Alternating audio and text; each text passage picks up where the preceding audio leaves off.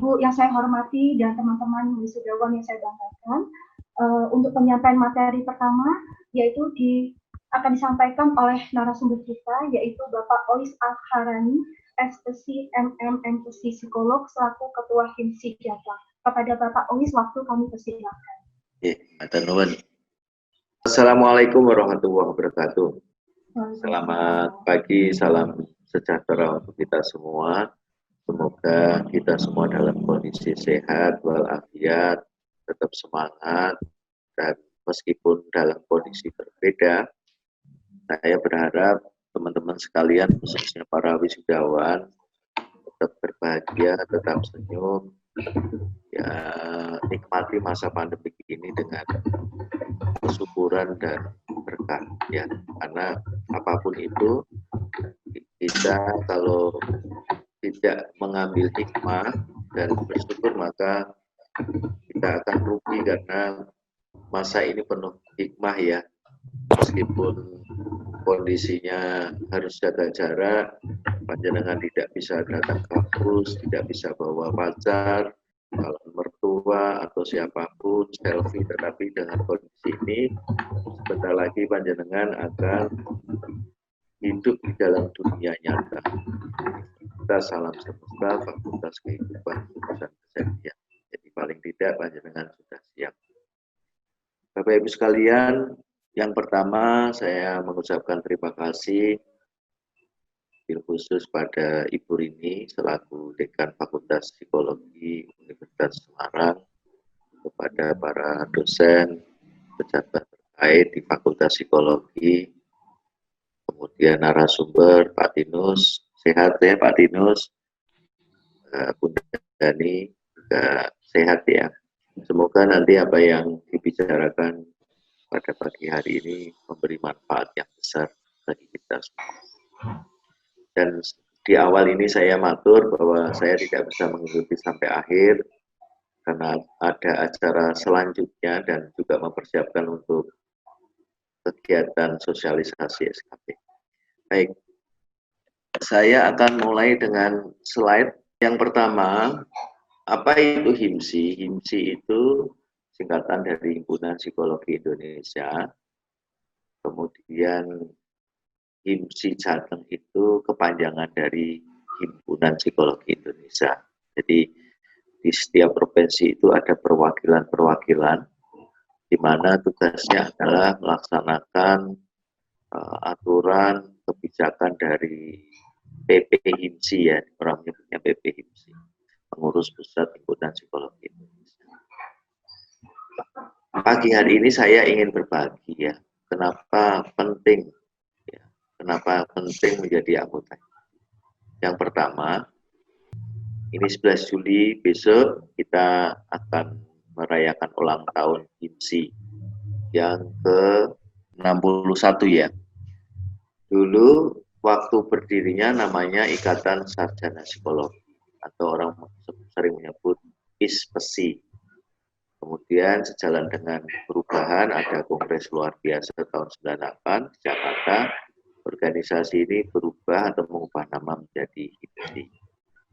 Sebagai organisasi profesi, HIMSI merupakan wadah berhimpunnya profesional psikologi, sarjana psikologi, magister psikologi, dokter psikologi, dan psikolog. Kalau saya menyebutnya dua, kalau menyederhanakan. Jadi sarjana psikologi, magister psikologi, kemudian dokter psikologi yang non psikolog, artinya tidak mengambil profesi, itu namanya ilmuwan psikologi. Sedangkan yang mereka mengambil profesi itu namanya psikolog.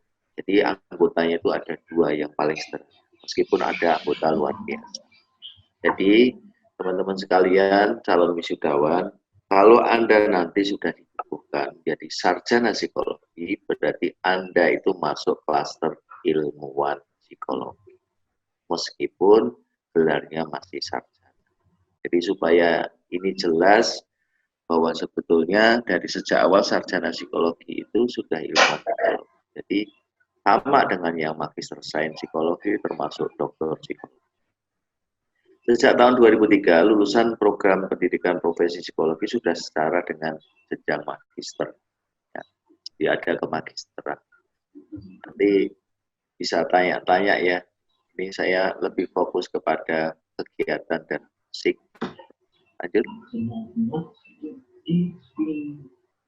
Silakan slide-nya. Oke. Ini visinya. Menjadi organisasi profesi psikologi yang diakui secara nasional maupun internasional dan berperan meningkatkan kualitas kehidupan masyarakat. Misi utamanya adalah pengembangan keilmuan profesi psikologi di Indonesia. Saat ini HIMSI telah memiliki 35 ya, sudah 35 wilayah di provinsi yang tersebar di seluruh Indonesia dengan jumlah anggota lebih dari 11.500. Anggota HIMSI yang memiliki minat dan praktek yang sama telah tergabung dalam 17 asosiasi. Ya, PTS dan fakultas itu bisa dilihat di laman itu. Lanjut. Ini nama organisasinya di anggaran dasar. Lanjut. Kenapa menjadi anggota HIMSI? Kenapa harus sih menjadi anggota HIMSI? Satu, sebagai organisasi profesi, HIMSI merupakan wadah punya profesional psikolog. Di panjenengan ini, sekali lagi, sarjana psikologi adalah ilmuwan psikologi. Jadi HIMSI perlu menjemput bola, perlu menjemput panjenengan semua, wahai ilmuwan psikologi, silahkan datang, bergabunglah, berikan kontribusi, bukan hanya searah tapi dua arah. Pasti panjenengan itu semua punya potensi, ya, punya potensi. Mungkin ilmunya masih sarjana psikologi, tapi pasti punya potensi, punya bakat yang luar biasa, sehingga Anda bisa kontribusi. Ide-ide yang menarik, yang sekarang kita mau tidak mau sudah di era digital, pasti panjenengan lebih canggih, lebih familiar, memberikan ide-ide kreatif. Itu fungsinya kita menjemput, karena panjenengan ini pasti punya peran besar dan kontribusi kepada misi nanti. Lanjut. Kenapa menjadi anggota HIMSI? Yang kedua, siapa yang akan menjadi anggota HIMSI? Siapa yang akan menjadi HIMSI kalau bukan kita? Kan tidak mungkin nih HIMSI anggotanya, misalnya ini kalau Pak Tino sih khusus karena beliau lawyer juga psikolog. Tapi kan nggak mungkin kita punya anggota dokter dan profesi-profesi yang lain. Tapi yang memungkinkan dan logis orang yang bisa menghidupkan dan mencintai HIMSI ya kita. Karena HIMSI sendiri singkatannya dari Himpunan Psikologi Indonesia. Jadi siapa yang akan mencintai HIMSI? Ya kita semuanya. Lanjut. Bagaimana menjadi anggota HIMSI? Lanjut.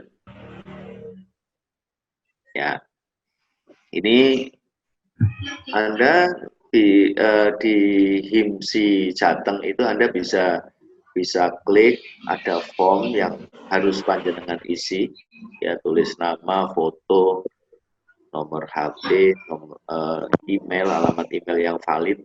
Ya, kalau misalnya tulisannya nampak membuat orang lain nanti salah menuliskan email, ya panjenengan ketik nggak apa-apa. Kemudian dilampirkan ijazah S1.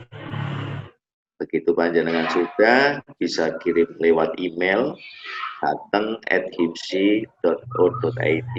Kemudian panjenengan kontak ke sekretariatan. Ada sekretariatan baru, tim khusus yang memang kami minta bantu kaitannya dengan SIK, SIP, dan semua layanan. Ini Saudara Yahya yang kebetulan malah beliau ini khusus membantu volunteer dan sejak tanggal 2 Juni kemarin. Sejak tanggal 2 Juni kemarin, Saudara Yahya ini sudah terlibat untuk membantu proses pelayanan di HIMSI 1.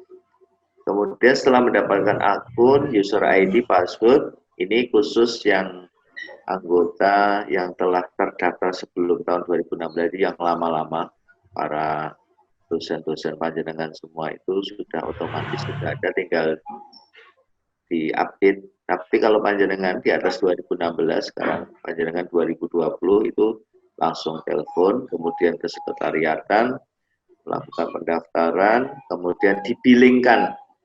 Nanti minta panduan dulu, billing, kemudian keluar billing yang akan dibayar selama 10 hari. Setelah 10 hari, baru buktinya dikirim, nanti dari pusat akan mencetakkan kartu, kemudian diberikan kepada panjenengan. Kalau sudah memiliki kartu, itu di sana ada yang namanya valid true ya. Nanti saya akan bahas yang di belakang supaya yang sudah mendaftar itu tidak salah pengertian.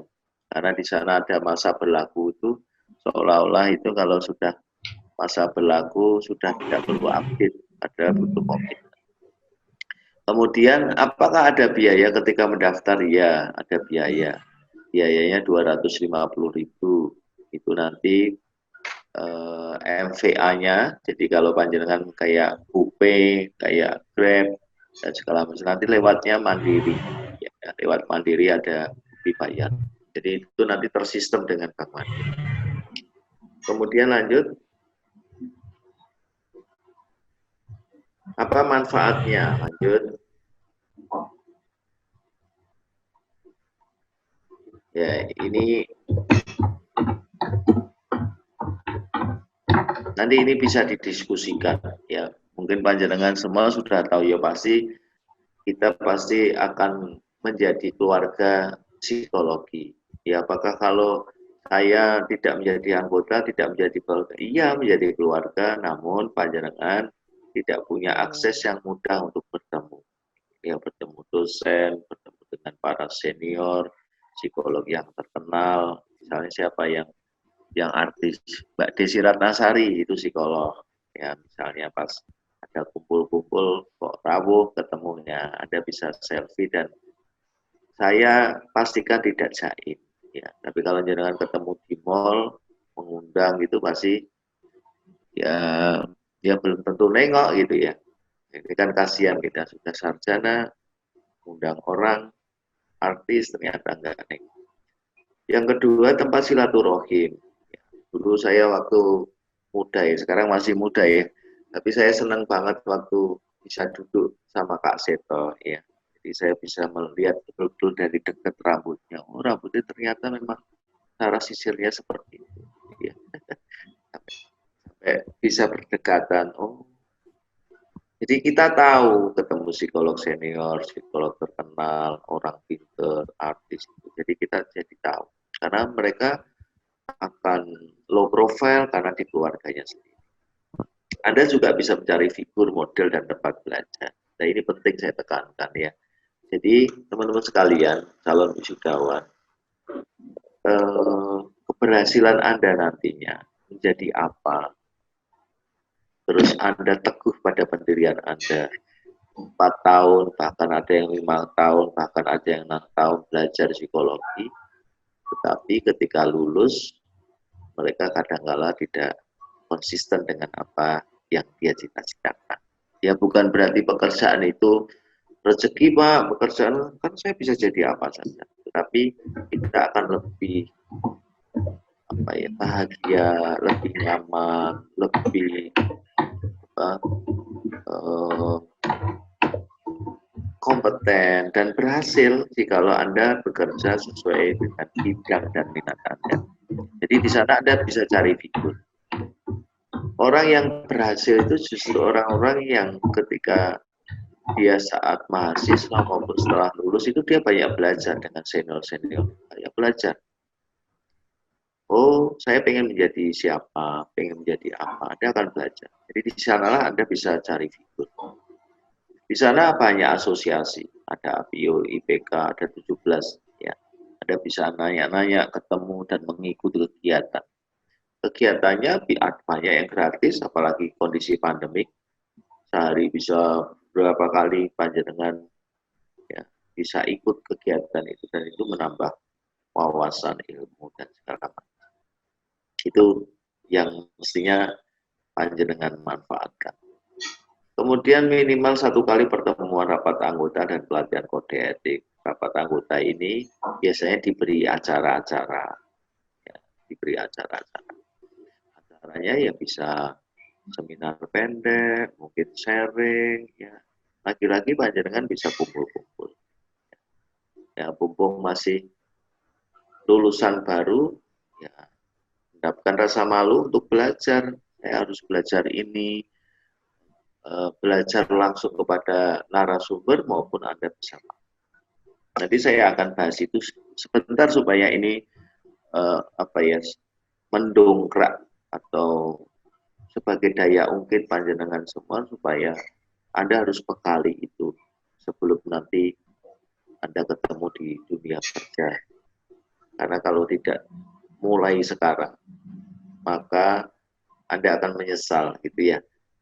Pekerjaan dan apa yang Anda dapatkan itu tidak sesuai harapan.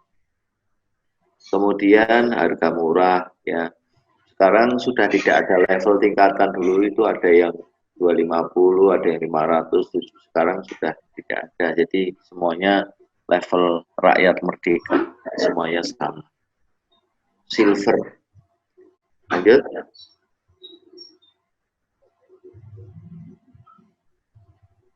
Nah, ini penting. Jadi ini sebagai prasyarat, karena kalau Anda ikut LSP, Lembaga Sertifikasi Psikologi Indonesia, Anda ingin mendapat atau ingin mengikuti sertifikasi. Sertifikasi itu syaratnya Anda harus anggota SIK. Sertifikasi itu nanti saya jelaskan sedikit ke belakang, karena kita patut bangga bahwa HIMSI sudah memiliki LSP sendiri.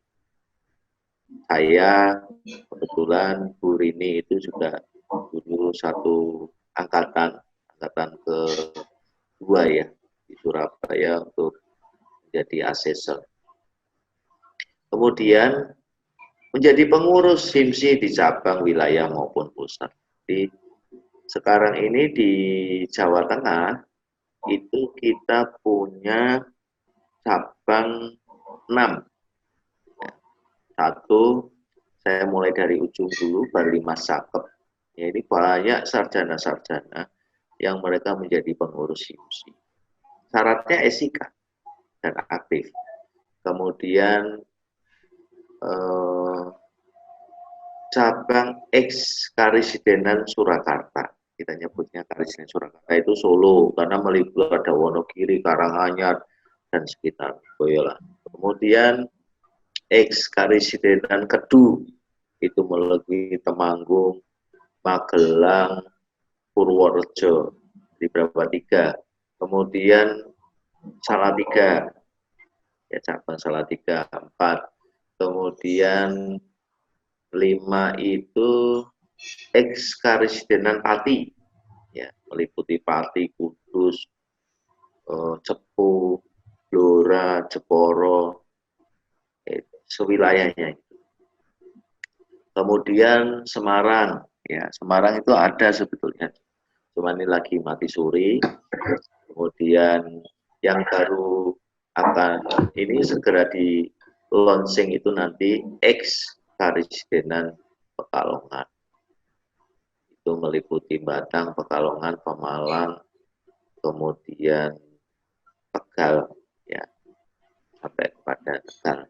Itu semoga Juli nanti akan ada kegiatan di sana sekaligus launching pengurus. Jadi Cangkep itu nanti tinggal Semarang dihidupkan lagi, sudah 7 itu sudah cukup. Nah, panjenengan bisa area mana menghubungi dan aktif bisa. Kemudian Anda masuk dalam grup ya. Kita punya 4 grup SIK, nanti bisa tergabung di sana. Informasinya banyak. Oke. Lanjut. Nah, ini kartunya seperti itu. Ya, itu di sampingnya itu ada barcode, itu bisa dicek pakai HP Android. Nah, ini Anda bisa masuk ke HTTP, itu anggota HIMSI nanti kelihatan, tapi memang sebelumnya memang kontak dulu dengan sekretariatan karena Anda ketika login harus diberikan password. Di langkah-langkahnya mudah banget, saya pikir kalau milenial ini cepat sekali. Butuh waktu nggak sampai 10 menit, daftar lewat telepon, dipandu, klik, print, dah. Sudah muncul nomornya, nunggu 10 hari. Kenapa nunggu 10 hari? Saya tidak tahu, pokoknya nunggu 10 hari. Gitu ya. Lanjut. Nah ini asosiasinya, banyak sekali. Mestinya 17, 15 mungkin yang 2 hilang. Ini ini asosiasi-asosiasi yang berada di bawah HIPSI. Ya. Ada ikatan psikologi klinis yang minat dengan klinis, kemudian dan ini tidak harus jadi psikolog dulu, jadi psikolog klinis terus enggak boleh, asika itu boleh. Kan kita boleh ikut kegiatan-kegiatan yang menjadi anggota karena kecintaan panjenengan. Kegiatan psikologi sosial, perkembangan, psikoterapi, psikologi olahraga, asosiasi psikologi Islam, asosiasi psikologi Kristiani, APIO, psikologi industri organisasi, pendidikan, ya kan? Penerbangan, forensik, kemudian militer, asosiasi psikologi positif. Nah, ini peluang bagi panjenengan. Kalau yang suka depresi dan segala macam mungkin bisa bikin asosiasi psikologi negatif. Tapi rasanya nggak ada anggotanya. Ya. Lanjut.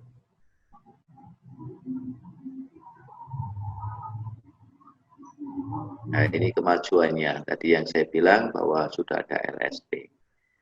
Ya, LSP ini penting sekali. Kenapa? Karena kelihatannya tahun ini ya. Jadi sudah 2 tahun yang lalu Undang-Undang Tenaga Kerja sudah mensyaratkan, saya lupa undang-undangnya, tapi clear ini tahun ini. Jadi semua yang bekerja di bidang industri, ya kepersonaliaan, HRD dan segala macam itu, mereka sudah dipersyaratkan untuk memiliki sertifikasi. Kalau tidak memiliki sertifikasi, itu mungkin perusahaannya akan dipunishment, sehingga ya dia pastinya akan mencari calon karyawan atau karyawan yang memiliki sertifikasi. Nah di sini ada kualifikasi sertifikasi kompetensi LSP Psikologi Indonesia. Yang pertama asisten psikolog. Asisten psikolog itu biasanya memang kerja di sebuah biro ya, biro psikologi.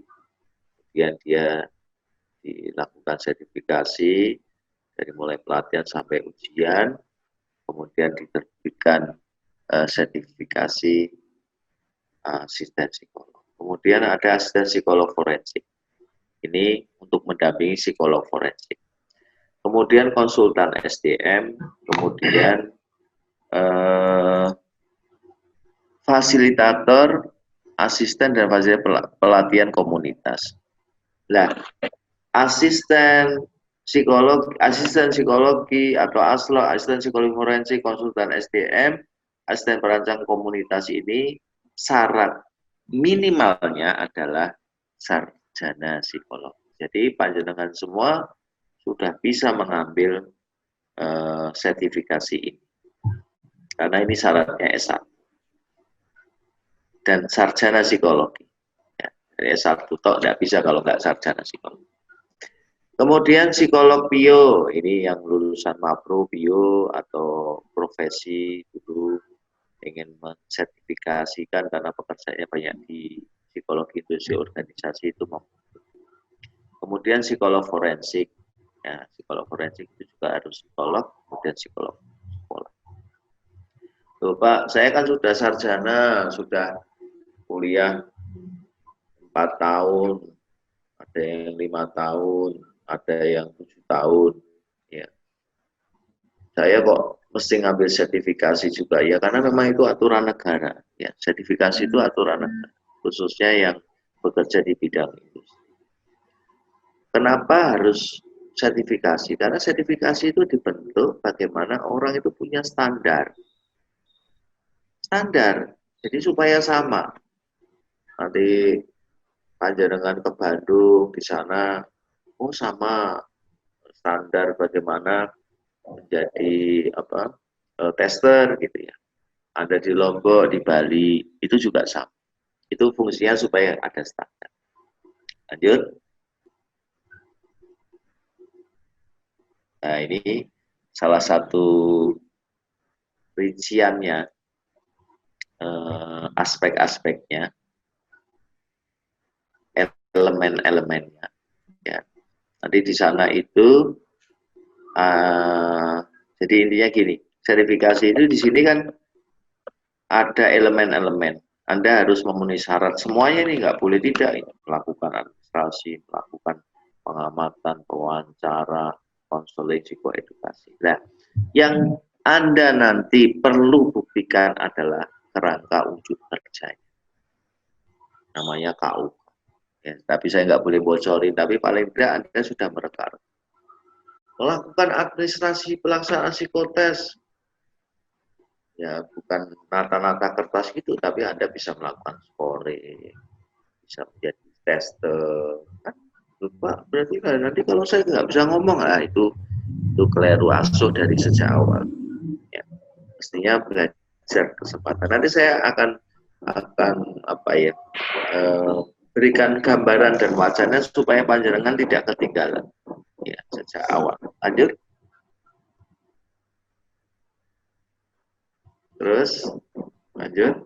Nah, ini nanti bisa lihat di BNSP atau di namanya LSP Psikologi Indonesia, nanti baca sendiri di sana lengkap gitu ya. Lanjut. Terus lanjut. Nah, ini unit kompetensinya. Lanjut.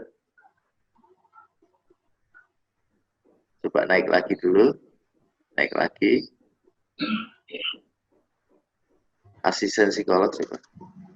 Sebelum ini berarti ini sudah dapat pelajarannya, wawancara juga sudah dapat, scoring juga sudah dapat, interpretasi ini ya mestinya paling nggak punya gambaran lah, konseling juga, psikoedukasi. Nah, ini penting ya supaya paling tidak asisten psikologi sudah punya gambaran bagaimana nantinya saya itu bekerja, bagaimana saya harus mengasah kompetensi saya. Lanjut.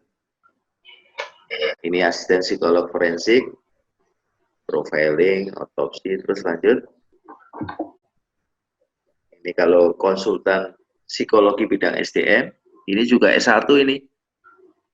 Makanya yang para psikolog itu kadang iri gitu. Enak sekali nih anak S1 sudah punya unit kompetensi konsultan psikologi bidang SDM. Wah, keren banget. Ini kalau saya mengalami ini pasti saya akan ngambil ya karena enak, belum punya biaya ngambil sertifikasi ini saya udah keren jadi konsultan. Lanjut. Ini perancang, fasilitator pengembang komunitas. Lanjut, nanti bisa dibaca lebih lengkap ya. Lanjut, di lamannya di BNSP atau di LSP Psikologi Indonesia. Ini forensik, psikologi industri. Lanjut. Oke. Mungkin ada pertanyaan dari teman-teman semua, terus apa sih kompetensi? Orang sering ngomong kompetensi gitu. Kompetensi itu jadi satu, kalau orang bekerja itu harus punya knowledge. Betul ya? Kemudian sudah punya pengetahuan, ya pengetahuan itu kan teori, berarti harus punya skill. Skillnya betul-betul memang punya, bisa kalau misalnya dia jadi aslog, ya betul bisa ngoreksi, kemudian bisa melakukan administrasi tes, gitu ya. Kemudian dia bisa, walaupun ya 1-2 alat tes, tapi bisa melakukan analisa secara parsial, kemudian tahu standarnya scoring seperti apa. Nah, itu sudah hal yang harus dimiliki. Ya. Jadi skillnya sudah ada. Yang terakhir adalah attitude. Ya ini penting banget. Attitude ini mestinya harus dimiliki, ya, apalagi panjenengan calon sarjana psikolog. Ya, attitude ini gampangannya gini. Ada yang bisa kaitannya dengan etik, tetapi ada juga yang kaitannya dengan pekerjaan. Pekerjaan itu artinya pada apa yang panjenengan lakukan. Salah satu contoh misalnya, cara paling mudah, kalau saya memberikan gelas gitu ya, memberikan gelas minuman kepada orang itu kan bagusnya pakai lepek gitu ya. Saya kasih misalnya saya seorang bartender gitu atau pramuniaga, saya berikan kepada mereka dengan tangan kanan, kemudian dengan nampan, kemudian saya senyum dan bilang monggo dipersilahkan gitu ya. Itu standar, itu attitude. Boleh nggak misalnya kita memberikan layanan gelas kepada customer atau kepada orang lain, orang tua dengan tangan kiri? Boleh nggak? Ya kalau menurut etik nilai ya bilang nggak boleh, tapi bisa nggak? Bisa. Tapi itu tidak memiliki misalnya gelasnya itu ada airnya terus dikebyur ke yang wajah orangnya gitu karena Anda sebel, boleh nggak? Ya boleh, nggak apa-apa. Cuman itu tidak beretik. Jadi knowledge, skill, attitude ini penting.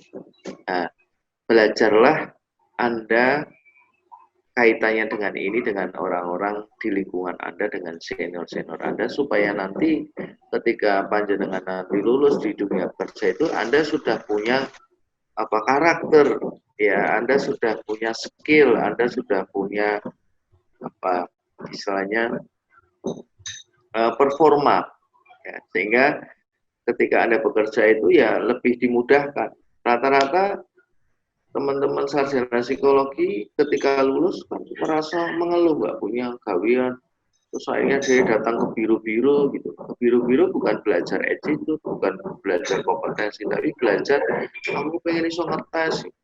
Nah itu menurut saya hal tidak baik gitu, karena Anda nanti akan instan hanya pengen tahu alat tes saja, padahal alat tes buat apa kalau kita tidak tahu penggunaannya. Padahal Anda punya kemampuan dasar yang mestinya bisa Anda asah, Anda gunakan dengan baik. Lakukan observasi, melakukan wawancara. Yang terakhir, kalau Anda menjadi anggota HIMSI, selain Anda nanti ikut kegiatannya, bisa mengambil sertifikasi, baik di kampus Anda atau di kampus lain, ya, atau TUK yang ada di Jawa Tengah, Anda juga bisa ngangsu kaweruh belajar kepada senior-senior Anda. Ya, harapan saya dalam kesempatan ini, mulailah Anda mencoba mengukur diri, potensi Anda, kompetensi Anda, kesiapan Anda di dunia kerja. Dengan cara apa? Mempersiapkan dirinya dengan cara magang. Ya, ada magang di mana, ada magang. Itu penting sekali. Daripada Anda setengah tahun, 6 bulan, 12 bulan, hidupnya itu lelah mencari pekerjaan. Kan, rasanya Anda akan tertekan gitu. Mau pulang kampung tidak enak gitu ya. Kemudian kok nggak kerja-kerja padahal sudah sarjana gitu. Saya tahu begini memang karena ada bukti. Ada salah satu mahasiswi di Universitas Negeri Terkemuka itu kebetulan. Wah, dia dulu nangis-nangis itu konseling itu kok. Kok konseling. Padahal dia lulusan dengan IPK bagus gitu. Sebetulnya ya memungkinkan ya siapa saja itu tertekan, stres, itu memungkinkan depresi, siapapun itu punya peluang. Cuman yang saya heran adalah kok orang ini akhirnya ke Semarang nggak mau pulang kampung hanya karena alasan saya malu, Pak. Saya lebih baik kos, ya kerja apa saja, yang penting saya tidak di rumah karena malu. Karena dulu saya sering dibanggakan, Pak. Istilahnya disombongke lah. anakku ini hebat gitu. Tapi sekarang ya sulit mencari. Sebetulnya bukan karena dia nggak pinter, karena IPK-nya jelek, apa lulusnya terlalu bukan. Saya lihat karena dia waktu menjadi mahasiswa atau setelah lulus tidak mengisi dengan apa, penambahan skill-skill yang itu sesungguhnya dibutuhkan. Seharusnya kalau anjuran saya ketika Anda lulus, misalnya di kampus ada birunya, ada datang ke biru itu. Bilang sama gurunya, Bu, saya mau mengabdikan di sini selama 3 bulan. Tidak dibayar, tidak apa-apa, Bu. Yang penting saya ada. Bapak Ibu kan tahu saya kan kos, yang penting makan 3 kali. Ya, itu kan lumayan. Gitu. Nanti bisa dipertimbangkan. Karena penting ya, jam terbang ketika panjenengan itu banyak mengasah keilmuan, ya ikut, milih-milih juga yang senang riset, monggo tapi ikut Bu saya. Kalau ada pelayanan pengabdian masyarakat saya ikut. Nah, semakin jam terbang Anda banyak melakukan berlatih, itu panjenengan tanpa sadar justru panjenengan itu sudah membekali diri dengan pengalaman. Begitu panjenengan wawancara, ora usah ditekoi deloki apa ya, cara duduk Anda, cara bicara Anda, itu orang wah ini keren. Enggak deloki alumni mana, pasti diterima. Ya, begitu pula sebaliknya ketika panjenengan begitu teko wawancara diundang, waduh, lambine apike, ambune wangine, sing wawancara we kalah misalnya. Terus ngomong ditanya, burung ditanya wis cokolan HP gitu. Suarane banter HP ini, terus malah ngangkat telepon soalnya wis ngelamar gawean, pacare dijak, pacare posesif, telepon terus. Ya, ya itu salah satu bagian kedewasaan Anda bagaimana mencari cara dan strategi yang baik ketika Anda melakukan wawancara, melamar pekerjaan. Ini salah satu contoh kecil ya. Tapi kalau panjenengan sudah membekali, maka ada magnet ya, ada magnet yang mereka rasakan bahwa ini orang bagus, punya passion, sehingga karir-karir Anda akan bagus. Dan coba ikuti alma mater panjenengan. Ini penting. Jangan nek duwe alma mater, alumni yang muda sekarang karirnya moncer, dekati dia. Belajar sinau diparani, aku dikei saran. Sederhana kok, ikuti caranya dia. Sederhana, ikuti caranya dia. Ya, meskipun Anda berbeda, tapi ikuti saja. Apa yang disarankan, ikuti. Nanti Anda akan tahu. Semua hal perubahan Anda tanpa disadari Anda menjadi lebih baik. Itu kalau panjenengan pengen membekali. Demikian Bapak Ibu, teman-teman semua, calon wisudawan, ini dari saya mengenai segala-simsi, mengenai SIK, mengenai kompetensi. Monggo, karena saya tidak bisa mengikuti sampai akhir, kalau ada sesuatu yang perlu ditanyakan, silahkan ditanyakan sekarang supaya clear ya. Panjenengan nanti begitu dapat pembekalan yang lain, sudah lulus, sudah tahu apa yang harus dilakukan menjadi anggota SIK, mengambil sertifikasi. Demikian, terima kasih. Assalamualaikum warahmatullahi wabarakatuh. Waalaikumsalam warahmatullahi wabarakatuh. Pak Ois, matur nuwun untuk sharingnya, untuk informasinya, untuk wawasannya, untuk kita semua, khususnya untuk para calon wisudawan dan wisudawati kita. Tentunya kita semakin bangga ya menjadi keluarga besar psikologi di Indonesia. Baik, teman-teman, sudah ada beberapa pertanyaan yang sudah dituliskan. Terima kasih. Nah, dari beberapa pertanyaan ini, beberapa sudah dijawab ya sama Pak Ois tentang kompetensi apa, bagaimana melatih skill kita, itu sudah beberapa sudah tadi disampaikan oleh Pak Ois. Ini akan saya pilih 2 pertanyaan yang terkait dengan isu-isu di masyarakat, Pak Ois. Yang pertama ini pertanyaan dari Artanto. Ini mungkin supaya lebih pede ya Artanto ini. Artanto menanyakan, Pak, apakah untuk menjadi seorang psikolog itu memang harus menempuh jalur profesi? Kemudian Artanto ini bingung, Pak, kenapa ada ilmuwan yang gelarnya MSI dan MPesi. Kan ada dua versi ya Pak. Nah, itu mungkin bisa dijelaskan terlebih dahulu Pak Ois. Oke. Apakah ketika menjadi psikolog harus ngambil profesi? Ya. Kalau dulu sebelum terakhir angkatan 92 itu mereka yang 92 ya, angkatan 92 itu terakhir dia punya gelar psikolog tanpa mengambil profesi 1,5 tahun. Mulai 93 itu dia mengambil pendidikan sarjana psikologi, kemudian mengambil profesi 1,5 tahun. Ya kalau yang 92 ke bawah itu tidak, dia pakai studi kasus. Kasusnya dapat banyak, ada psikologi sosial, pendidikan, semuanya, kayak profesi. Dan mulai tahun 2003, seingat saya itu yang punya program magister profesi seperti ini itu dulu hanya UI gitu. Dia punya 2 UI, dia ada 2 yang satu terapan, yang satu profesi. Ya karena sudah punya embrio, mungkin itu sebagian diupdate untuk program magister profesi. Ya mulai tahun 2003 itu yang sarjana harus mengambil magister profesi. Ya, magister profesi itu ya kuliah 2 tahun. Ya kalau selesai tepat waktu 2 tahun. Itu panjenengan sudah dapat kemagisteran, tapi panjenengan juga profesi. Ini sama yang dilakukan di kedokteran. Jadi dia spesialis tapi sudah dimagisterkan. Jadi enak.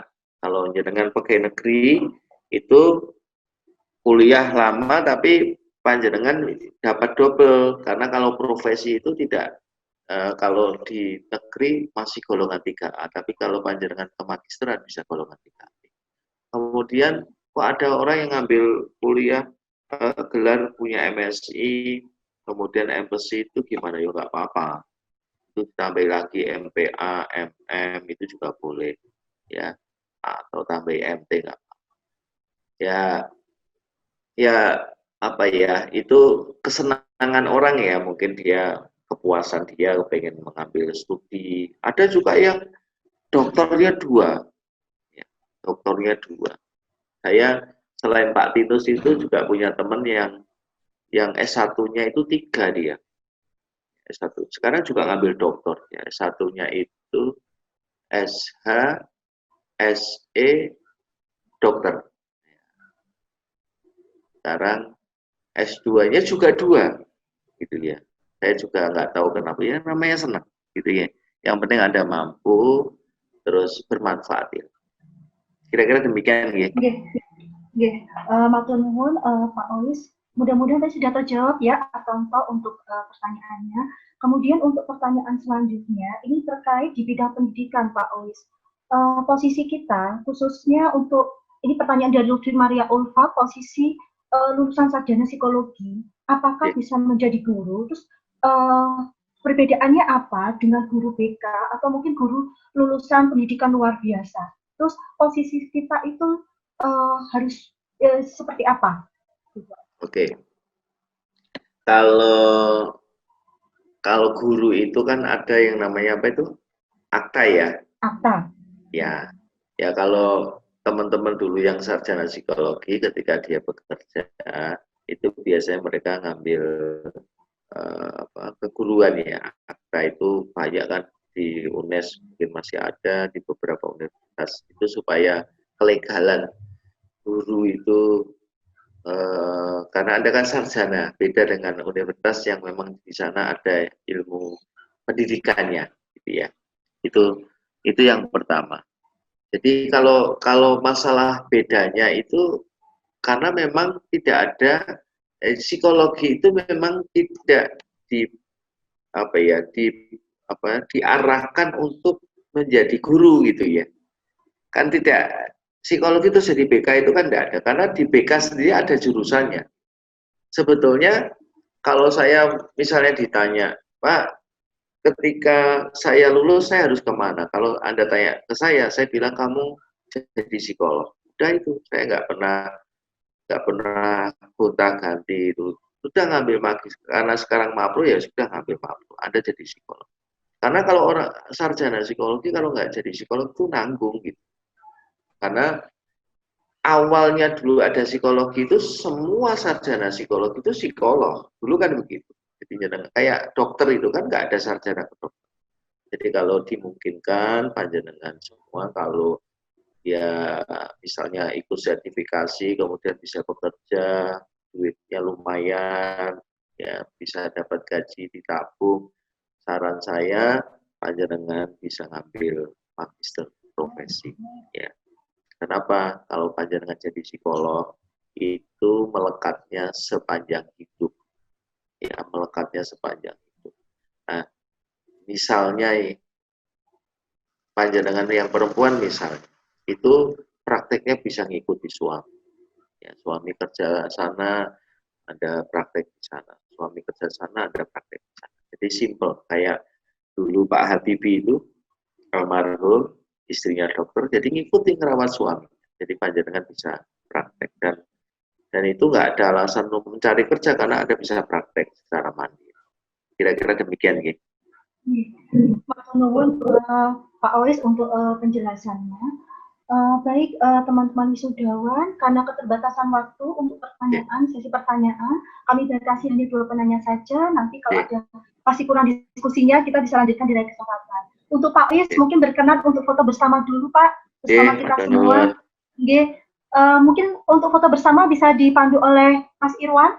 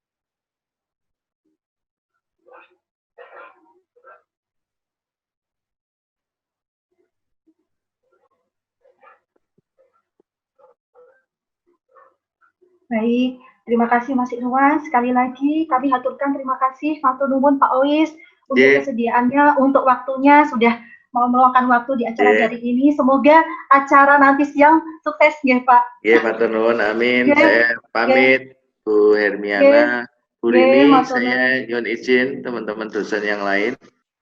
Semua teman-teman mahasiswa sukses selalu, dengarkan apa yang disampaikan narasumber, tapi harapan saya praktek ya, banyak praktek itu banyak berlatih, ya, banyak berlatih. Pak Tinus, ya, sehat. Ya, Bu, siapa tadi Bu Bundani, ya, sehat semuanya. Matur nuwun, saya izin pamit. Ya, matur nuwun Pak Ois, matur nuwun, sehat selalu ya Pak. Assalamualaikum warahmatullahi wabarakatuh. Waalaikumsalam warahmatullahi wabarakatuh.